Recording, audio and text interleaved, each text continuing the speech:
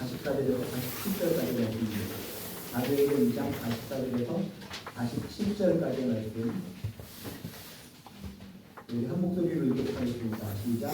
믿는 사람이 함께서 모든 것을 성공하고 또 세상과 소리를 따라 각 사람의 기도를 따라하며 나라가 마음을 차지하여 성전에 무리들을 힘쓰고 집에서 떡을 내며 기쁨과 순전한 마음으로 주를 먹고 하나님을 찬양하며 또 온 백성에게 칭송을 받으니 주께서 구원받는 사람을 날마다 나와게 하시니라. 아멘. 예, 하나님의 말씀은 영원한 줄로 믿습니다. 하나님의 말씀은 영원하다는 것을 믿고 하나님 말씀 가운데 순종하면서 하나님 말씀으로 힘을 얻어 살아가시기를 주님의 이름으로 축복합니다. 그런데 중요한 것은 말씀은 영원하지만 시대 상황은 바뀐다는 것입니다. 시대 상황은 바뀐다. 이런 시대적인 상황을 무시해버리고 당시의 상황, 정황 같은 것을 무시해버리고 문자적으로 단순하게 성경을 지켜버리면 그것도 문제가 됩니다. 그렇게 모든 것을 무시해버리고 그 당시의 문화적인 상황, 그 당시의 어떤 정치적인 상황, 국제시적인 경제적인 상황 이런 것을 무시하고 문자적으로 성경을 갖다 읽어버리고 해석해버리면 그런 분들이 이단으로 빠질 가능성이 있다는 것입니다. 예를 들어서 로마서 16장 16절에 이런 표현이 있습니다. 거룩하게 입맞춤으로 서로 무난하라 라고 하는 표현이 있습니다. 이것은 당시 시대적인 상황 가운데 공동주의, 기쁨의 입맞춤을 통해서 인사하는 제도, 그런 세대가 있었는데 이것을 그대로 그냥 이 시대에 적용해버리면 여기서 문제가 생긴다는 겁니다. 이단들은 이런 것을 꼬집어내서 봐라 성경에 이렇게 써 있지 않습니까? 거룩하게 입맞춤으로 서로 무난하라라고 했으니까 너도 나도 와서 입맞춤하자, 좀 더 깊이 가자. 이러다가 이단이 나오고 결국은 쾌락, 어떤 저질스럽고 어떤 폭행이 일어나고 그런 잘못된 이단 집단, 거짓된 집단, 그런 범죄 집단이 나타날 수 있다는 겁니다. 그래서 여러분들이 교회가 중요하고 건강한 교회가 중요한 이유는 말씀은 누구든지 읽을 수 있지만 건강한 교회를 통해서 그 시대에 맞게 말씀의 뜻이 해석이 될 수 있다는 겁니다.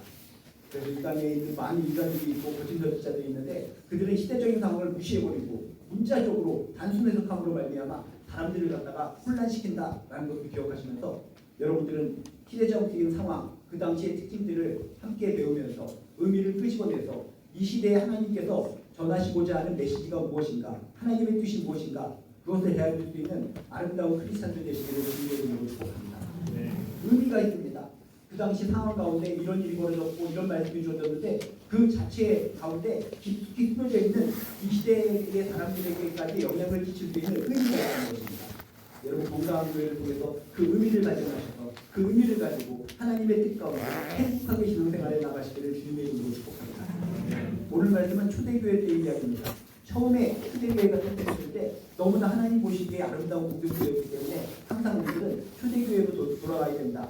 초대교회 중에서도 가장 처음에 시작했던 예루살렘 초창기의 그 아름다운 모습을 보아내야 된다라는 이야기를 많이 듣게 됩니다. 오늘 이야기를 통해서 그런 그 당시 시대적인 상황을 먼저 깨닫는 가운데 그렇구나. 지금 글자 그대로 읽어보면 이해할 수 없는 내용이었는데 그 시대적인 상황 속에서 주어진 말씀이고 내용이기 때문에 그런 깊은 의미가 있었구나 라고 하는 깊은 의미를 발견하시고 이 시대에도 그런 초대교회에서 발생했던 아름다운 신앙생활이 이 시대에도 적용되고 이 시대에도 행복한 신앙생활을 해나가는 아름다운 크리스찬들 되시기를 주님의 이름으로 축복합니다. 그 당시는 어떤 시대 상황이었습니까? 그는 로마가 지배됐습니다. 유대교가 지배됐습니다.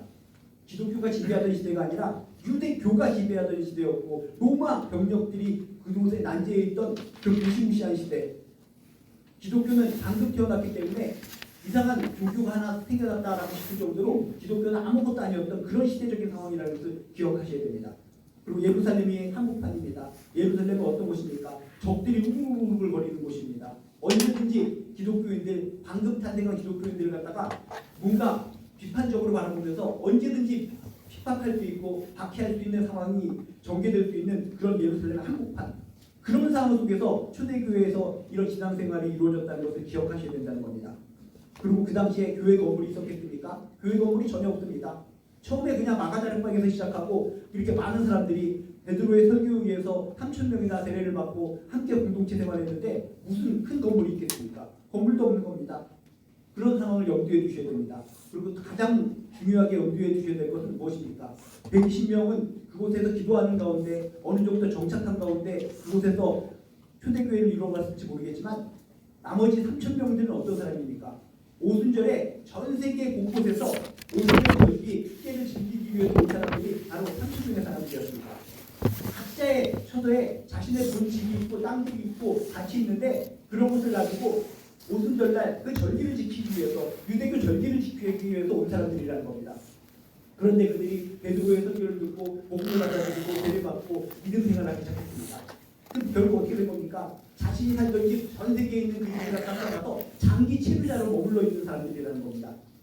이런 것을 염두에 둔다면 오늘의 말씀이 아 그렇구나 장기 체류자들이 많이 있는 상황 속에서 벌어지고 집도 그들이 없고 더부살이하는 그런 상황 속 그리고 많은 사람들이 그 마가다라는 방에 그렇게 3,000명이 모일 수도 없기 때문에 곳곳에서 숨어있는 큰 집들에서 모이는 상황들 이런 것들을 염두에 두고 오늘 말씀을 생각해 본다면 아 그 당시는 이렇게 어렵고 힘든 여건 속에서도 이렇게 은혜를 구하러왔고 이렇게 행복했고 이런 기쁨의 신앙생활을 했구나 라는 것을 깨달으면서 우리는 감동을 더 받을 수 있을 것이라는 겁니다.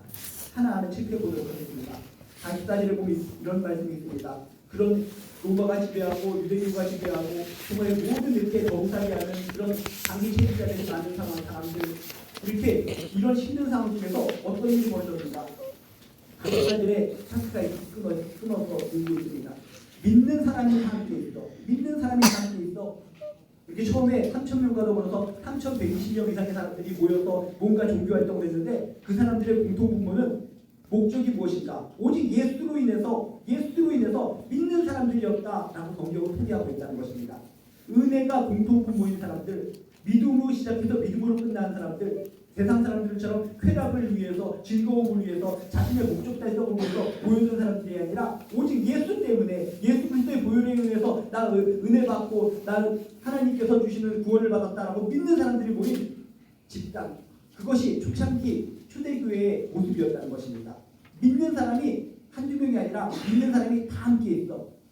이것이 우리가 아름다운 공동체 생활을 했을 때 가장 중요한 포인트 중에 포인트인 줄로 믿습니다. 우리 모두에게 기본적으로 하나님을 강력하게 믿는 예수 그리스도의 보혈의 피를 믿는 예수를 통해서 구원받았다는 것을 확신하는 사람들의 모임의 집단이 되시기를 주님의 이름으로 축복합니다. 처음엔 이렇게 믿는 사람들이다. 오늘 말씀처럼 은혜가 공통분 모인 사람들 예수 그리스도의 보혈의 피를 갖다 온전히 믿는 사람들 그 한 가지 목적으로 모인 사람들이 있었기 때문에 행복한 초대교회였습니다. 근데 이게 나중에 점점 변질되면서 어떻게 됩니까? 여러분이 나중에 성경에 나오겠지만은 자신의 사리사욕을 채우기 위해서 인기를 위해서 명예를 위해서 그런 사람들이 한두 명 등장하게 됩니다. 그럴 때마다 교회가 휘청휘청거리는 겁니다. 그렇게 하나님을 갖다가 제대로 믿지 않고 자신의 의도로 자신이 잘난체 하기 위해서 자신의 명예를 위해서 권력을 위해서 공동체에 들어온 사람들은 나중에 아나니아와 삽비라 얘기도 나오겠지만 자신도 몰락했을 뿐만 아니라 공동체마저 휘청거리게 하는 모습을 우리가 성경을 통해 보게 됩니다.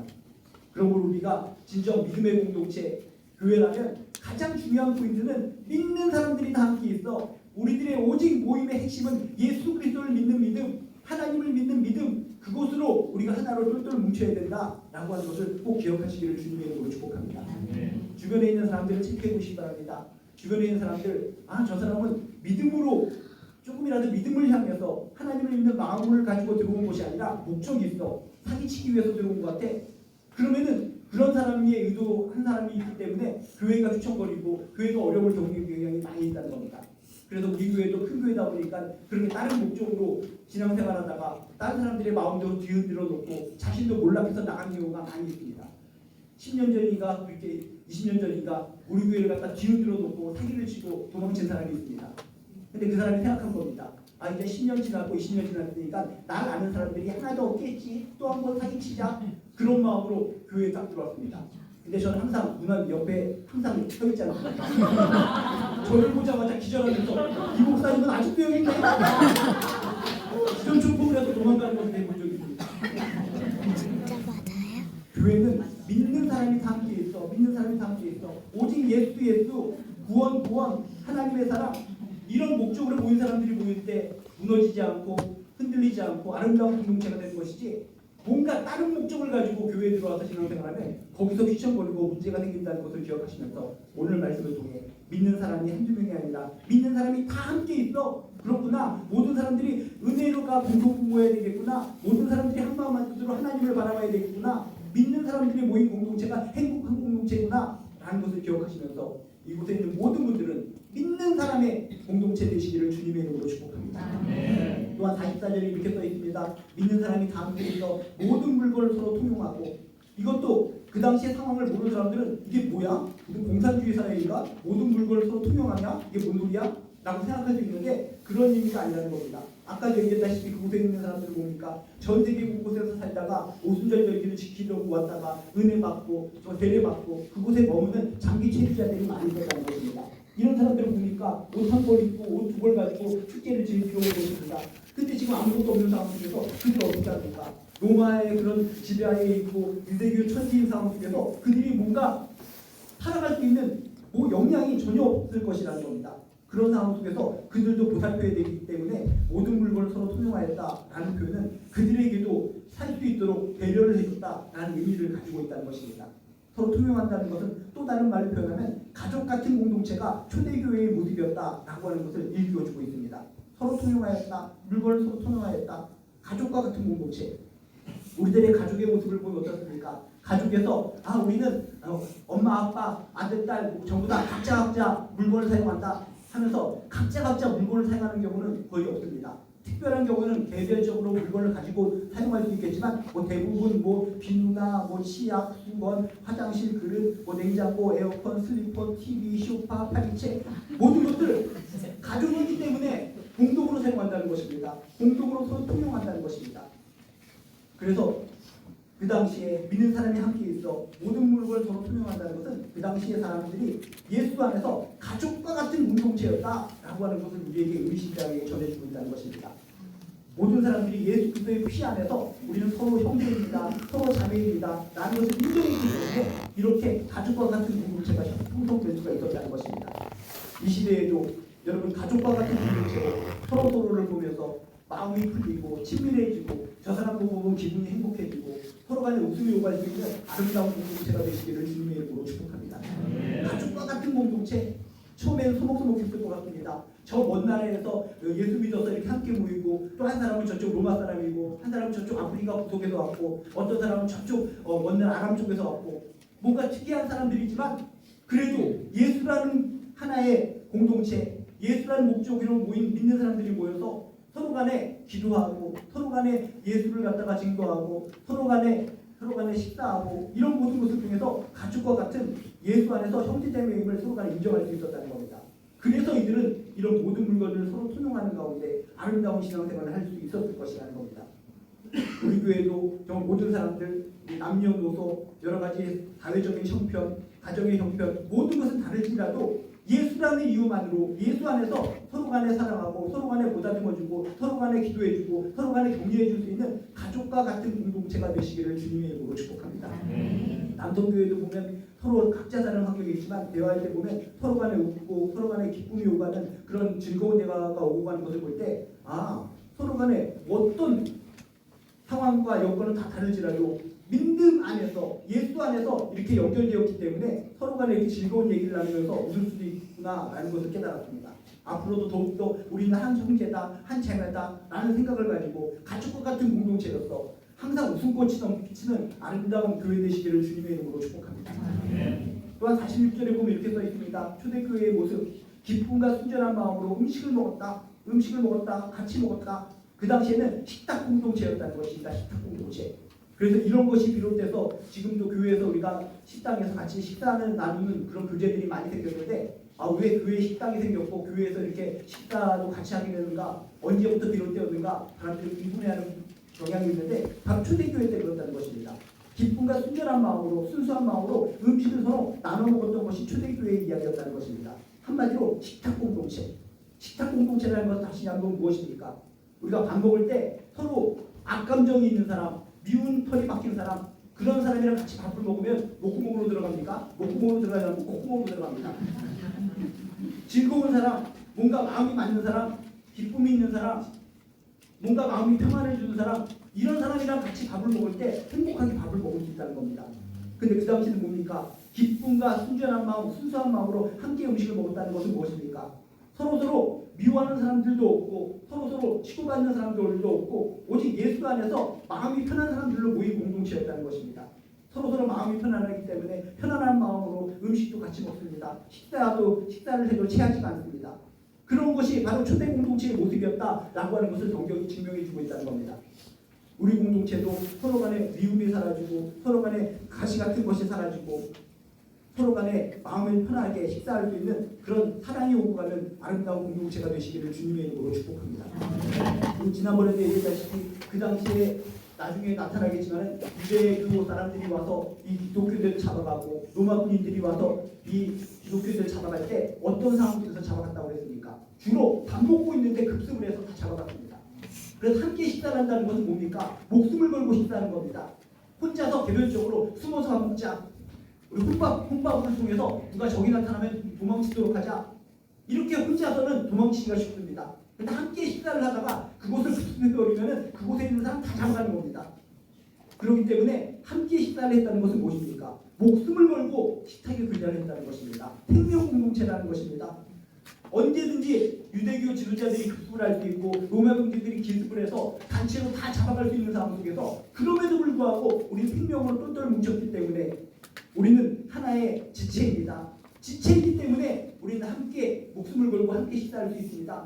그런 의미에서 이들은 식사를 했기 때문에 식탁 공동체라는 것은 바로 생명을 걸고 서로를 사랑해주고 보다듬어줄 수 있는 그런 공동체였다라고 하는 것을 일깨워주고 있다는 겁니다.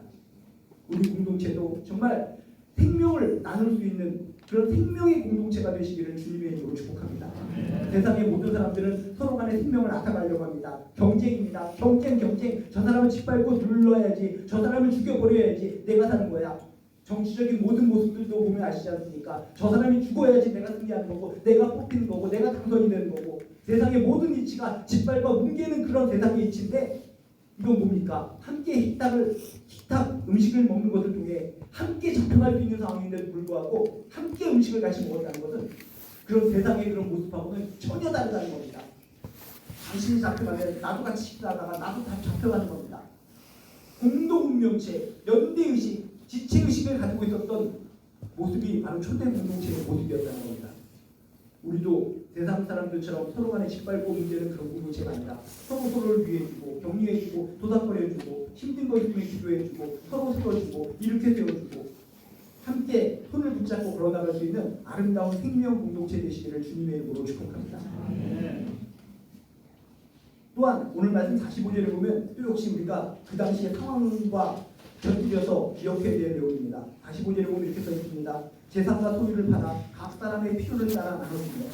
이것도 여러분 이해해야 될 것이 뭐라고 했습니까? 곳곳에서 전 세계에서 자신의 집을 가지고 땅을 가지고 있는 사람들이 그곳에서 체류하고 있었다는 것입니다. 그럼 어떻게 되는 겁니까? 자신의 지금 몸은 여기와 있고 자신의 재산들은 전 세계 곳곳에 풀뿌리 흩어져 있는 겁니다. 그렇기 때문에 그것들을 처분해야 되어야 했습니다. 그래서 재산과 소유를 팔아 전 세계 곳곳에 있는 재산들이 방치되면 안 되기 때문에 그런 것을 팔아서 이곳에 있는 사람들, 이곳에서 힘든 사람들, 지친 사람들, 넘어진 사람들, 그런 사람들의 공급이 차단되어서 어려운 사람들을 필요에 따라 도와줬다라고 하는 것이 오늘의 말씀이라는 겁니다. 그냥 읽으면은 이게 뭔 소리야? 갑자기 뭐 느닷없이 재산과 소유를 팔아? 뭔 소리야? 이해가 갈 수 없지만 그 당시에 정황을 판단한다면 아 그렇구나. 전 세계 곳곳에서 지금 장기 체류자들이 3,000명이나 그곳에 와서 머물러 있는데 전 세계 곳곳에 있는 그런 땅과 재산들 그것을 갖다가 방치할 것인가? 아니다. 그것을 팔아서 자신만 소유로 먹고 챙기는 것이 아니라 지금 눈을 보니까 이 사람들이 형제자매 있는데 로마 지배의 체제 아래에서 뭔가 힘들게 어려운 상황에 있는 처지에 있는 사람들이 보인다는 겁니다. 그래서 그것을 팔아서 나도 생명을 유지해야 되겠지만 이들에게도 필요를 채워주는 아름다운 모습 그런 모습을 우리가 발견할 수 있다는 겁니다. 나중에 바나바의 모습 나올 때도 뭐라고 써있습니까?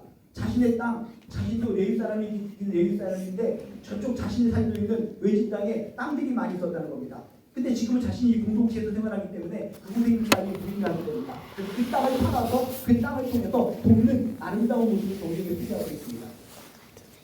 이런 시대적인 상황과 그 모든 배경을 알면 모든 문제가 하나씩 하면서 성경 말씀이 더욱더 달콤해지는 겁니다. 이렇게 힘들고 로마의 지배 상황 속에서 옛날에 우리가 일제치하를 떠올려 보면 알지 않습니까? 일제치하일 때 독립군들이 열심히 이 나라 독립을 위해서 열심히 일하는데 그 가족들을 책임져 줄 사람이 없습니다. 그렇기 때문에 그들을 먹고 살리기 위해서 뭐가 필요합니까? 독립자금이 필요합니다.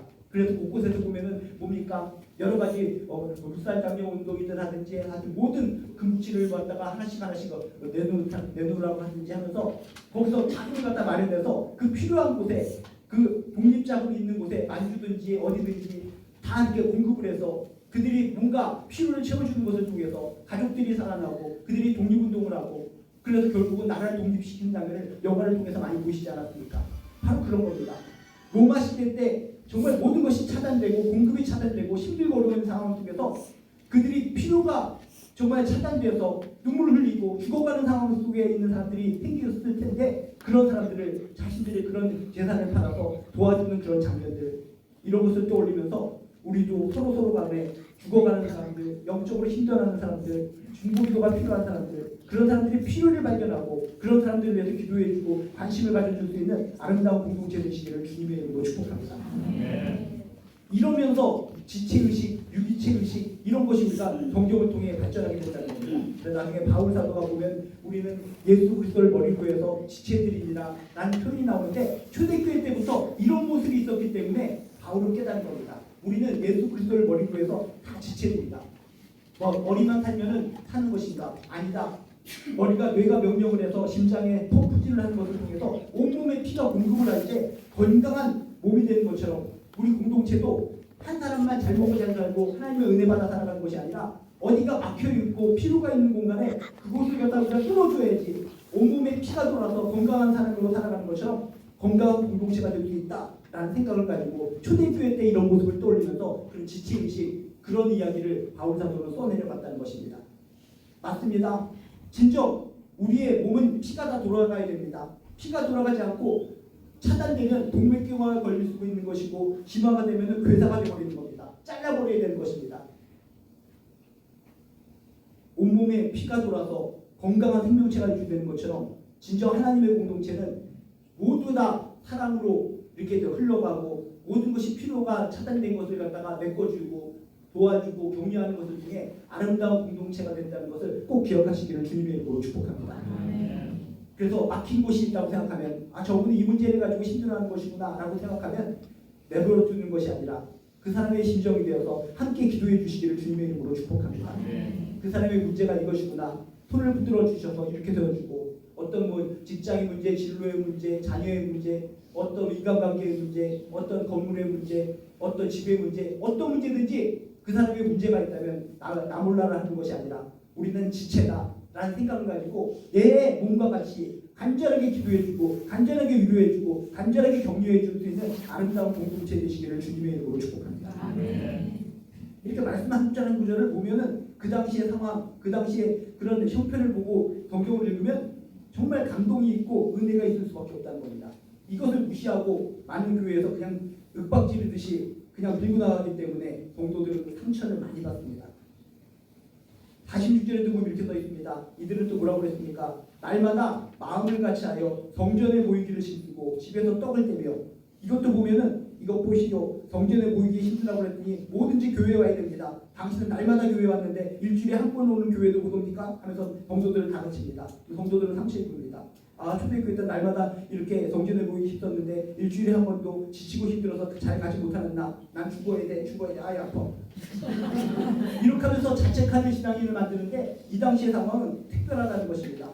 성전에 모이기 힘들었다라고 하는 것은 어떤 의미를 가지고 있는가? 성전, 이게 기독교의 교회입니까?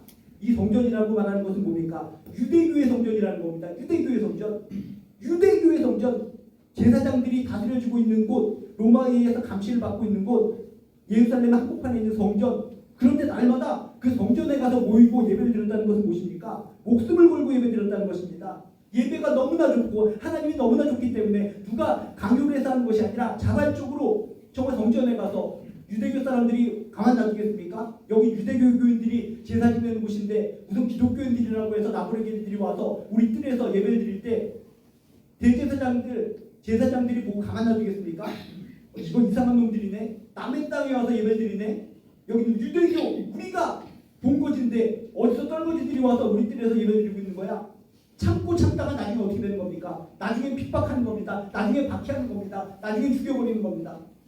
이렇게 목숨을 걸고 그래도 저 성전은 저 사람들이 잘못 믿고 있는데 예수 그리스도가 진정한 메시아로서 우리는 저 성전에서 진정 하나님께 예배 드려야 돼. 유대교 사람들이 드리는 예배는 거짓된 예배고 형식된 예배야.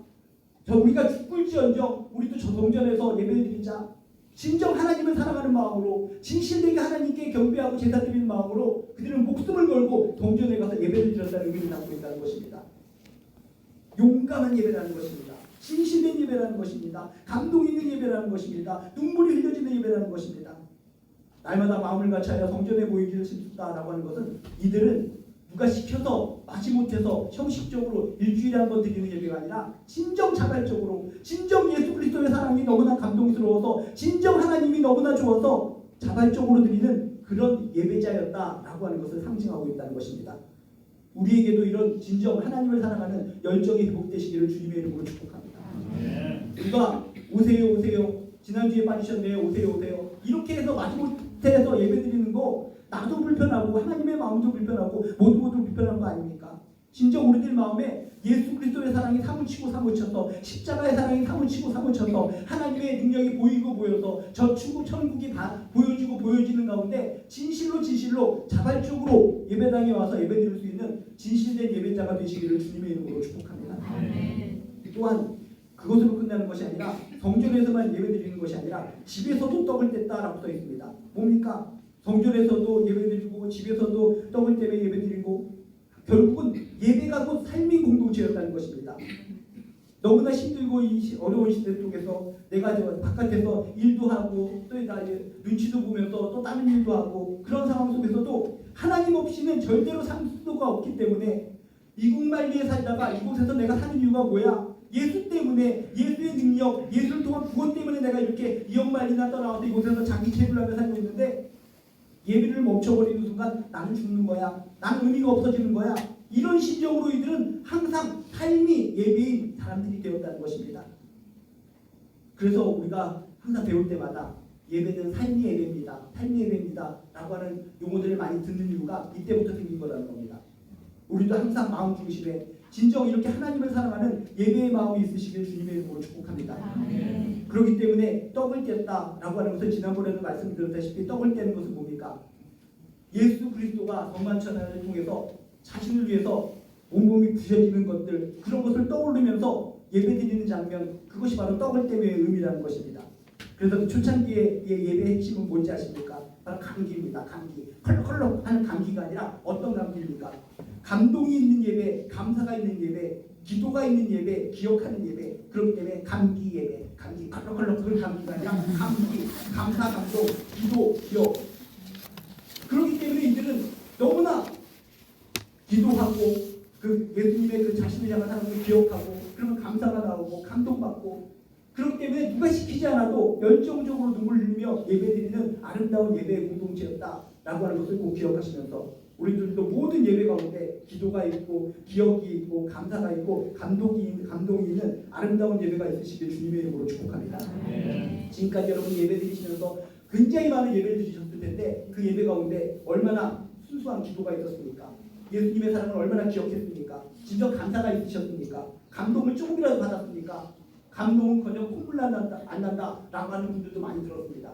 그러면은 교회만 이렇게 커지면 뭐합니까? 실패한 예배로 가득 차 있는데 조그만 예배의 공간이라 할지라도 몇 명이 모일지라도 진정한 기도가 있고 기억할 수 있고 감사가 있고 감동이 넘치는 초대교회와 같은 아름다운 예배의 공동체가 되기를 주님의 이름으로 축복합니다. 그리고 또 오늘 말씀에 보면 상당히 중요한 포인트 중에 하나가 있습니다. 46절에 보면 기쁨과 순전한 마음이라는 표현이 있고 또 어떤 내용이 나옵니까? 47절에 보면 하나님을 찬미하며 찬양이 넘쳤다라고 하는 표현이 나옵니다. 뭡니까? 우리들이 예배에 하나님을 믿는 거 하면은 인상 쓰고 목에 기부스를 하고 할렐루야 메시아입니다 하고 그만한 듯이 거드름 피우며 걷는 모습들 그런 신앙인이 경건한 신앙인 거룩한 신앙인으로 착각을 합니다. 기쁨, 즐거움, 행복, 웃음 이거하고는 거리가 먼 것이 진정한 거룩한 신앙생활이다라고 착각을 합니다. 아닙니다. 초대교회 때 포인트가 뭡니까? 기쁨이 있었다는 것입니다. 순수한 마음이 있었다는 것입니다. 늘 찬미했다. 찬양이 흘렀다. 항상 행복이 넘쳐 흘렀다. 즐거움이 넘쳤다. 라고 하는 것이 초대교회의 특징이었다는 것입니다. 이렇게 어려운 환경 속에서도 오직 예수 때문에, 예수를 통한 구원 때문에 서로 힘을 주고받으며 기도하며 웃는 기쁨의 행복한 공동체가 바로 초대 공동체였다는 것입니다. 슬프어서 울고 불고 짜고 그것으로 끝나는 공동체가 아니라 우리 공동체도 예수 때문에 아무리 어렵고 힘든 환경 속에서도 서로 웃어줄 수 있는 행복한 공동체가 되시기를 주님의 이름으로 축복합니다. 오늘 말씀 구속 속의 특징이 뭔지 아십니까? 처음에 스타트도 뭡니까? 믿는 사람이 다 함께 있어. 다. 기도도 다. 예배도 다. 결국은 뭡니까? 그 당시 초대교회는 한 명만 영웅이 되고 한 명만 자신만 드러내고 그런 공동체가 아니라 다. 모두 다가 행복한 공동체였다는 겁니다. 작은 아이나 남녀노소 모든 거 위아래 할 것 없이 모두 다 서로 간에 돌봐줬기 때문에 모두 다 모두 다 행복한 공동체. 근데 이 시대의 공동체는 어떻게 됐습니까? 한두 사람만 추앙받고 한두 사람만 영웅이 되고 그러다 보니까 그들은 거짓거리자 이단 교주로 빠져나가는 겁니다. 잘못됐습니다. 진정 하나님께서 원하시는 공동체는 다 모든 교인들이 한마음 한뜻으로 은혜 받고 즐겁게 행복을 누릴 수 있는 공동체, 그것을 하나님께서 원하신다는 것을 꼭 기억하시면서 서로 돌봐. 나는 이렇게 행복해 죽겠는데 저 교인은 저 성도는 저렇게 울고 있구나. 그 사람에게 다가가서 함께 행복할 수 있도록 행복의 자리를 이끌어줄 수 있는 아름다운 축복의 통로들이 되시기를 주님의 이름으로 축복합니다. 이렇게 오늘 말씀처럼 진짜 하나님 보시기에 아름다운 신앙생활을 했더니 결론이 어떻게 됩니까? 47절에 또 온 백성에게 칭송을 받으니 주께서 구원받는 사람을 날마다 더하게 하십니다. 가서 예수 믿으세요, 예수 믿으세요 라고 윽박지르고 머리끄댕이 잡아서 교회로 데려오지 않을지라도 이렇게 행복한 공동체 생활을 이루어가니까 어떻게 됩니까? 온 백성에게 칭송을 받으면서 주께서 하나님께서 구원받는 사람을 날마다 더하게 하셨다는 것입니다. 그래서 이 이후로는 막 2만 명, 3만 명으로 초대교회가 막 부흥하는 것을 성경을 통해서 알게 됩니다. 윽박질러서 협박을 통해서 교회 오게 하는 거, 그런 시대는 끝났습니다. 초대교회 때 이런 아름다운 모습을 보면서 내가 예수 믿어서 행복하면은 저 사람은 예수 믿어서 웃고 있네. 왜 저럴까? 뭐가 행복하지? 하면서 자연스럽게 마음이 열려서 하나님께서 그런 사람들을 하나님의 이런 공동체로 보내주신 줄로 믿습니다. 얼마 전에 신방을 했는데 그분도 젊어서는 불교회 회장까지 하고 불교회 학생회장까지 하고 불교에 심취한 사람이었는데 이렇게 교회 한번 나와보고 신기한 겁니다. 저 사람들은 뭐 때문에 항상 웃을까? 밝을까? 우리들은 서로 간의 모습을 보면서 내가 밝은지 모르는데 그렇게 세상 속에서 살다 온 사람들은 우리의 모습을 보면서 밝다는 것을 느끼는 겁니다. 궁금하다. 왜 밝을까? 그래서 계속적으로 지금 교회 나오면서 등록까지 하신 분 계십니다. 우리는 주 안에서 밝게 사는 사람들인 줄로 믿습니다. 밝은 공동체입니다. 주 안에서 우리가 밝은 마음을 가지고 행복하게 신앙생활하면 그것이 전도가 되는 것이고 그것이 축복의 통로가 되어서 많은 사람들을 하나님께로 불러 모으는 하나의 기둥돌이요 매체가 된다는 것을 꼭 기억하시면서 전도 못하는 나 구박하지 마시고 하나님 안에서 행복하게 여러분 신앙생활 하셔서 그 자체가 전도의 통로가 되시기를 주님의 이름으로 축복합니다. 오늘 여러 가지 말씀 중에 여러분에게 뭔가 마음에 또 깨달은 것이 있다면 다시 한번 그것을 누르고 기도하는 것을 통해서 더욱더 행복하고 아름다운 신앙을 만들어 가시기를 주님의 이름으로 축복합니다. 지금 우리 함께 기도하도록 하겠습니다. 오늘 말씀을 통해서 다양한 것들이 많이 쏟아졌는데 그 중에서 내 마음에 쏙쏙 꽂히는 것이 한두 가지가 있다면